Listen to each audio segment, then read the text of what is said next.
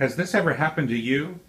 You go to the grocery store with the best intention of putting more fruit into your diet, but then before you know it, the fruit has turned kind of brown and yucky looking and unappealing. Get it? Unappealing? Anyway, we're going to change all that. Don't throw it out. Use it. We're going to make some delicious banana bread. Today on Too Haute to Handle.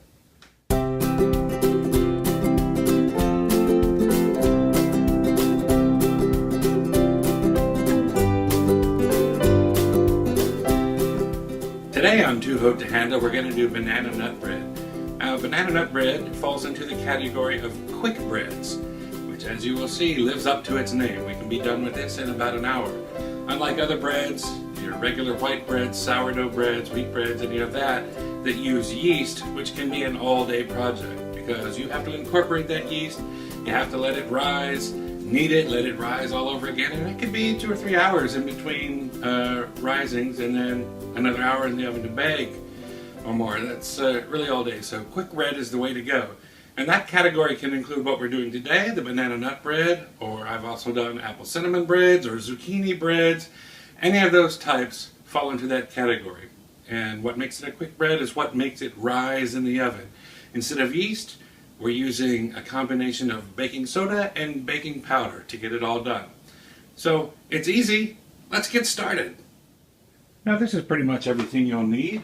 Our mise en place for making banana nut bread.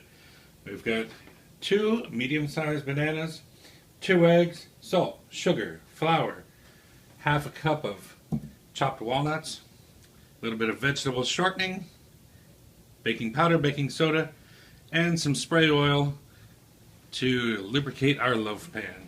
Now to begin with, we'll get all the ingredients ready. First, the bananas, just peel them real quickly.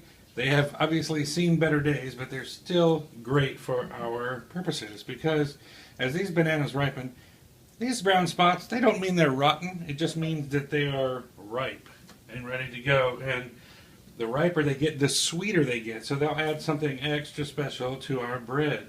We love that. In fact, if you try to make banana bread with just brightly yellowed bananas or bananas that are still slightly green, you won't get that nice sweet flavor. You'll get something that's rather bitter.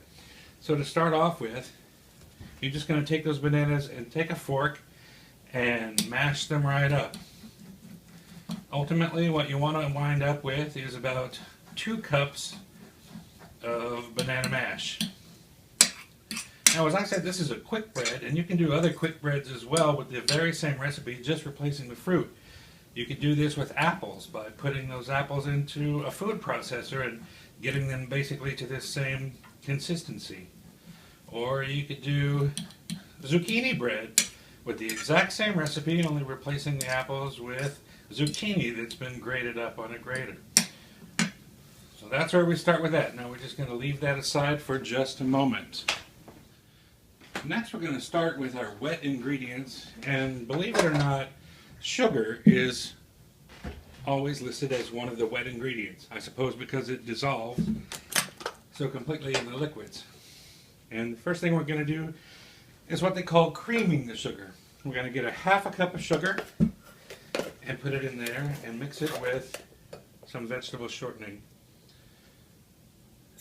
1/2 cup sugar. This is going right into the mixer bowl. And then the shortening. You can get any brand you want. And we're going for 1/3 of a cup. And the easiest way I know to do this, no other way around it, is just, it's going to get a little messy, a little gooey, but scoop up a whole mess of that shortening into your measuring cup. And then take a spatula and level it off. That is going to be about your most accurate way to measure that shortening. And put that shortening right back in there with the sugar. And we're going to cream these together on the blender. There you go. And we'll use this, which is called the paddle attachment. And now with our half a cup of sugar and 1/3 cup of shortening in the mixing bowl, we'll just attach it to our mixer and add the paddle attachment and get ready. And then we'll start it off slowly. I'm sorry for this jittery move, but move the camera to where you can see inside there. Maybe I even need to move this a little closer.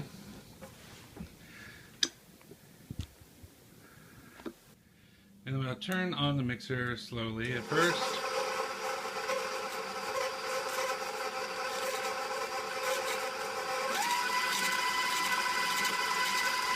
Up to about speed 4. And you let that sugar and shortening cream together for about a good 30 seconds or so.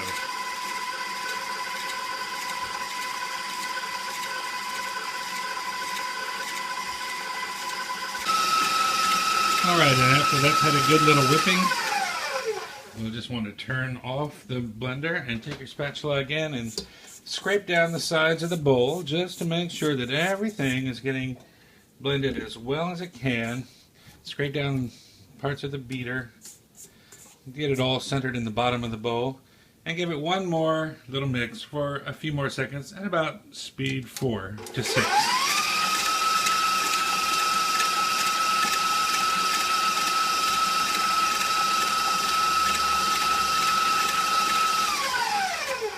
And that's creamed together pretty well.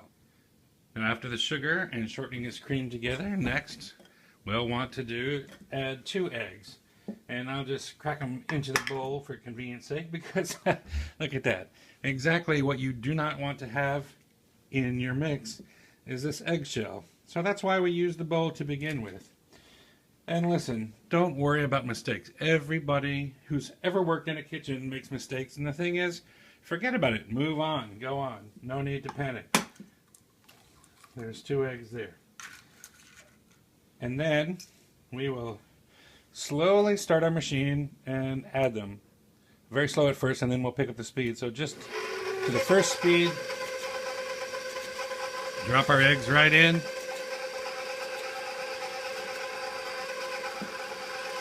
Let them slowly incorporate a little bit at first. And then we'll kick up the speed.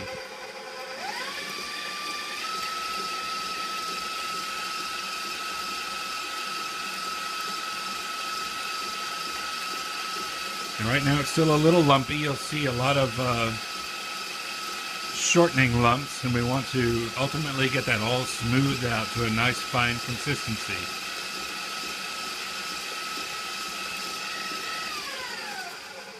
And that's better. You see it's looking kind of creamy in there, but as before, and many times with a stand mixer, I'm going to scrape down the sides of that bowl so that anything that got stuck on the side is ultimately going to get into the mix. And you'll see some of that previous mixture is stuck on the beater itself, so get it off, get it down into the bottom of the bowl where it can all become part of the mix. And when that's scraped down, bring it back up to speed and whip it some more.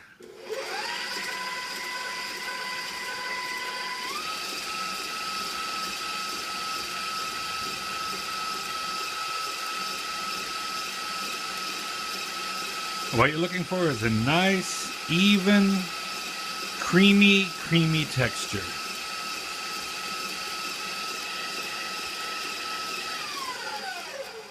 And there it is. Once that's achieved, you can give it just one final scrape down around the sides, and we will move on to the dry ingredients, which in fact are very, very easy to accomplish. So for the dry ingredients, we're going to measure out some flour, some baking powder, some salt, and some baking soda. Now, you will notice if you are a continuous viewer of this series that as we go along, many times I do not give exact measurements because a lot of cooking is about feel and just what it looks like and how much you want to do. With baking, however, there are some times, most of the time, when you want to be exactly precise because You will find that baking is more of a science than an art, and through years and years of trial and error, people have worked out the exact proportions to get bread to be bread, or pastries to be pastries. And if you stray from those exact proportions, you're setting yourself up for disaster. So in this instance, I'm going to give you exact measurements that should always be followed. So to start off with, we are going to want 1 3/4 cup of flour. Now the way to measure flour exactly, this is 1 cup, and I scoop up more than the cup can hold, and then take a knife and just sweep off the top, fill in any gaps there, so you have exactly 1 even level cup. Put it into the bowl. 1 cup plus a 1/2 cup. Again, fill more than you need and sweep the top. 1 1/2 cups flour, and then with a 1/4 cup, this will bring it up to 1 3/4 cup. And exactly the same way, fill more than you need and sweep it off. Ta-da! 1 3/4 cup flour. Now, we're going to need 1 teaspoon of baking powder, and I do that exactly the same way. Fortunately, the baking powder has a straight edge rim for doing exactly that. 1 teaspoon measure. Get it more than you need in your can and use that straight edge to sweep it off flat. And you have an exact measure of 1 teaspoon. And then with the baking soda, I'm going to do half of that, of course, which is 1/2 teaspoon. And if you open your baking soda just right, there's a flat piece of cardboard edge that you can use for the same purpose to scrape that measurement flat, get an exact 1/2 teaspoon. And then, we don't need to be quite so finicky with the salt, about 1/2 teaspoon of salt. And that's it for your dry ingredients. Now I like to take just a whisk and swirl it around a little bit and make sure those dry ingredients are all incorporated together. And one little touch that I do that I don't know if a lot of people put into banana nut bread, but I do like just the faintest hint of cinnamon, so I'll just take some and just dust the top just a little tiny bit. Not a whole lot. I mean, we're not making cinnamon bread, but you want a very subtle hint of it. And mix it in. So now we are almost there. It's just a matter of blending. Alright, now before we incorporate the dry ingredients into the wet ingredients, I'm just going to put this little clear plastic collar around the bowl, and it came with the mixer. And this little downspout in there. And what this does, it allows me to add the flour in while it's mixing without those dry ingredients sloshing out and over onto the table and your entire workspace. So, first thing we want to do is add 1/2 of the flour that we have and 1/2 of the banana while it's mixing. So, turn it on low and do just that. Pour 1/2 the flour right into that funnel.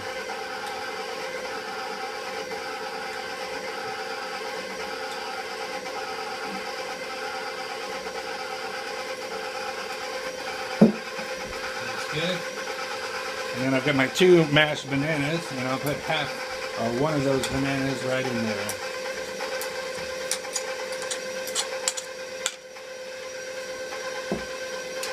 Let it mix for a bit. Turn up the speed.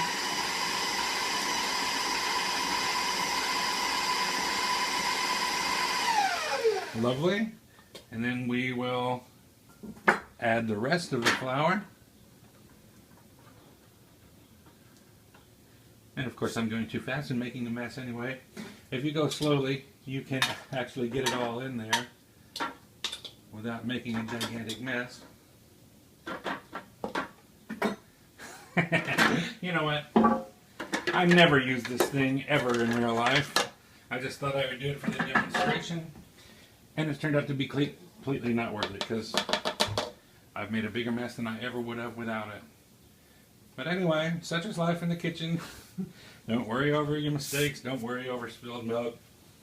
Laugh and move on. So there's the other half of the flour. Here's the other half of the bananas. And continue mixing.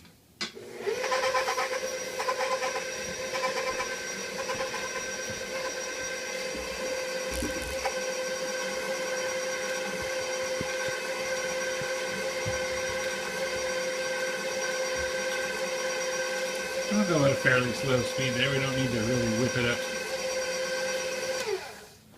And then, as always, we turn it off and scrape down the sides of the bowl. So reach in there, and you can have a little bit of dry flour on the sides, so scrape that on down. Get it off the actual beater as you need to as well. Get it all centered back in the bottom of the bowl. And give it another turn. Fairly low speed.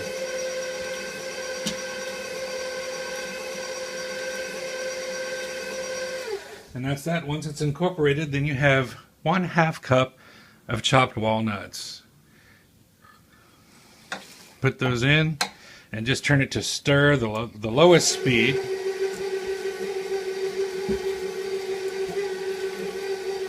Give it a few seconds to incorporate. And we're basically done. We are ready to bake. So, I'll lower that bowl.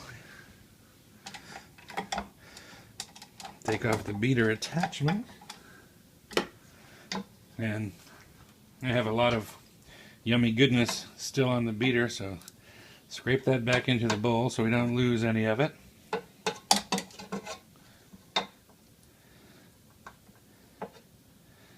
A little gooey, a little messy, but oh my gosh, what a great end product it's going to be.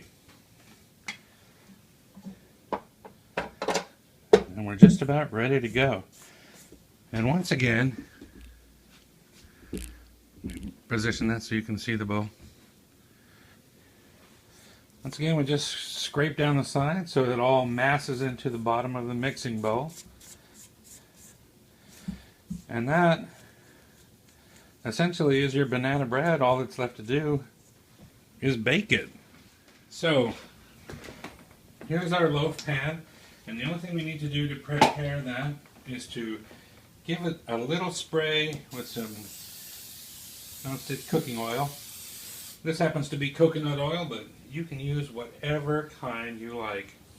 And then, just scrape that batter right into, I hope I'm not blocking you. It's a little awkward trying to make sure that you can see this as well. Just scrape it all right down into the middle of that loaf pan.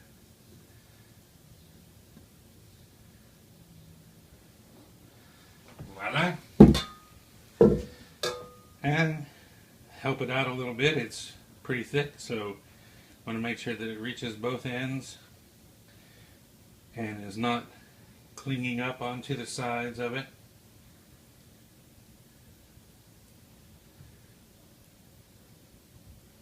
And that's about it.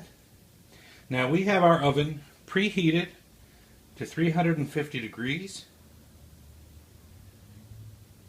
We're going to pop that in there for 55 minutes and we'll have bread. So all we do, just set this on the middle shelf of a 350 degree oven. Set your timer for 55 minutes and come back when it goes off. You'll have something that's quite delicious and quite a treat. Alright, now it has been exactly 55 minutes since we started. So we're going to pull this out of the oven and see what we're looking at. Oh, that's a very, very good sign. Looks nice.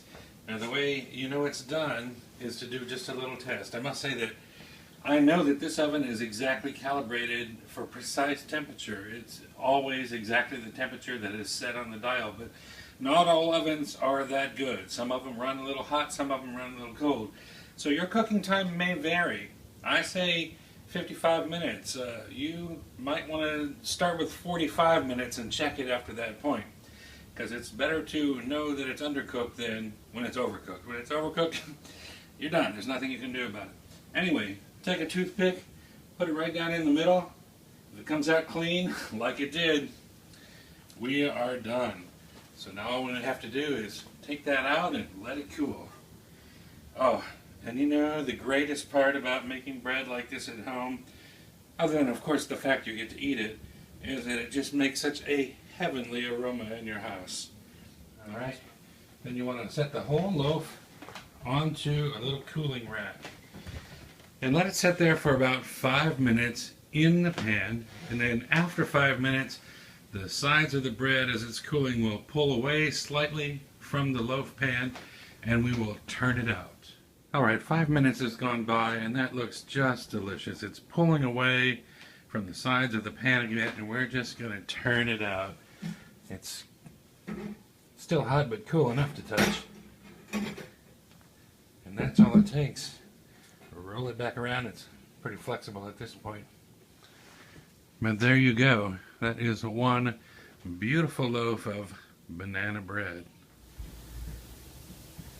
Now once this bread is turned out, you're going to want to let it cool down completely.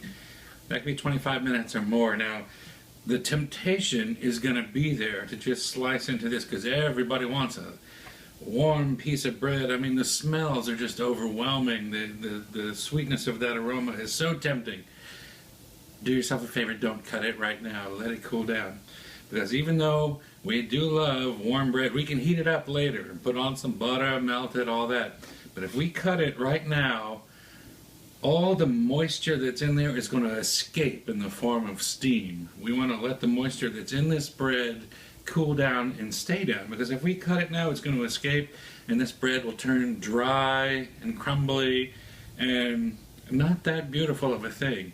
So let it cool all the way, 20-25 minutes, until it's absolutely totally cool to the touch. And then what we like to do is you can slice it, put a little butter on it, you know, set it into a warm oven or a toaster or even the microwave for a few seconds, and then you know, warm it right back up there, and it'll stay moist and delicious for you.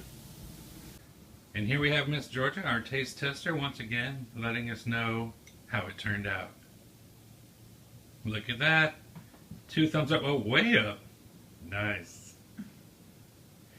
Thank you. I really like Howard's food because he always makes it the best.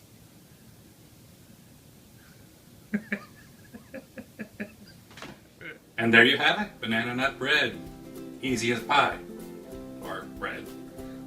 Join us again next time to see what's cooking.